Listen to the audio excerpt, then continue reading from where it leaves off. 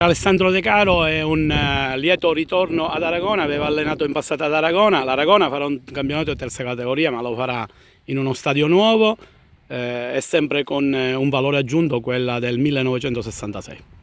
Sì, per me è un grande piacere e un onore. Quando mi hanno chiamato gli amici di Aragona non potevo dire di no.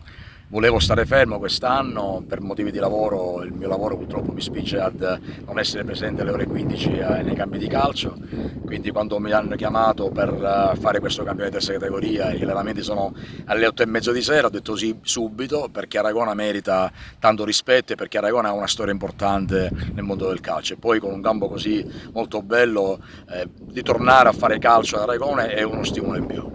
Ieri lei è stato presente a una partita amichevole dalla Juniores allenata da Carmelo Giordano. Che impressione ha avuto sui giovani? Perché l'Aragona vuole lavorare molto sui giovani. Ci sono dei giovani interessanti, un bel gruppo, e Carmelo sta facendo un ottimo lavoro. Ieri ho visto un'ottima partita con la squadra di Gerlando Contino, chiaramente due categorie diverse, la Juniores contro gli allievi, però ho visto delle ottime trame di gioco e un gruppo di ragazzi che stanno seguendo molto bene il tecnico Giordano.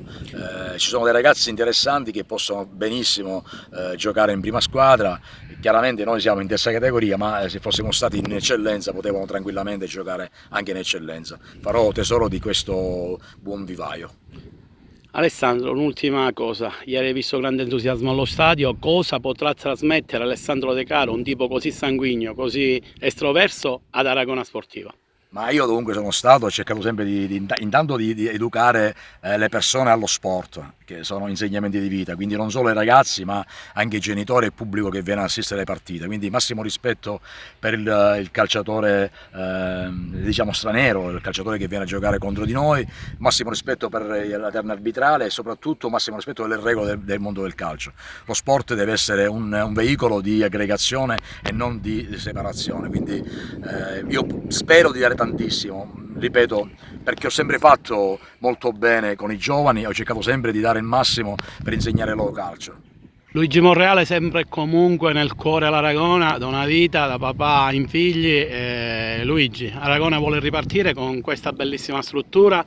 Cosa può fare l'azienda tua e il tuo impegno per questo paese soprattutto? Ma sicuramente dico il nostro impegno, il mio impegno, quello della mia famiglia non è mai mancato.